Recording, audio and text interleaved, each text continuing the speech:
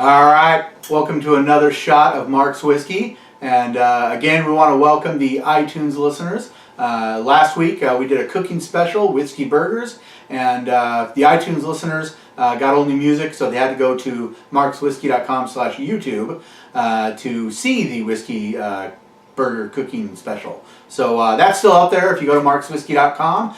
This week we're going to start digging into my birthday presents, actually. And this is, we're not sure if it's Ballantine or Ballantine, but this is Scotch from, what did it say? Dumbarton? Dumbarton.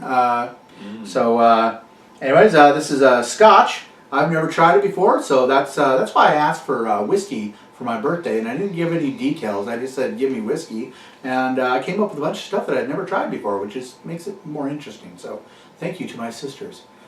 So anyways, this is Ballantine. Finest whiskey. Fine Scotch. So this is for you, Ed. I know you keep bugging me to do more Scotches. Cheers.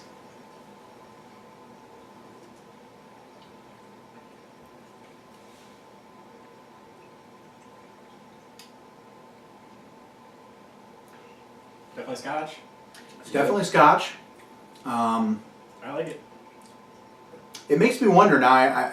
When I try things from Scotches and things like that. Your Jamesons, your McNaughtons, depending upon which side of the political spectrum you side on. If you guys don't know, when you go to Ireland and you try whiskey, it's actually a political statement. But the one thing I wonder is I know that a lot of things like Guinness is considered their Budweiser. Jameson's is considered their rot gut. But then they import, they bring it over here and then they charge an arm and a leg for it, and suddenly it's like considered top shelf stuff. So I think this tastes pretty good. Who knows how it sizes up to something when you're over there? Right, yeah.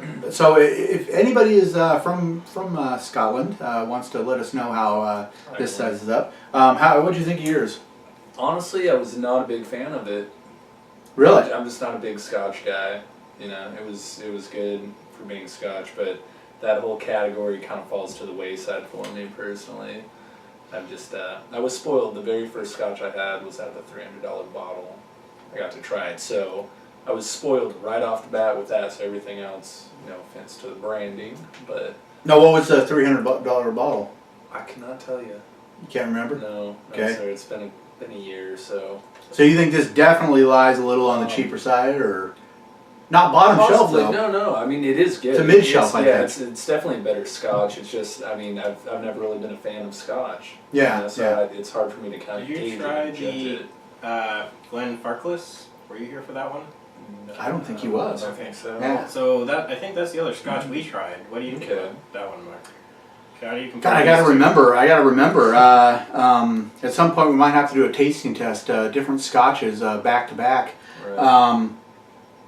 But I think that again was. I think that was actually a finer. I think that was a finer Scotch than this is, if I remember correctly. What do you remember? Yeah, I mean that one was really good, and I'm fine drinking this one.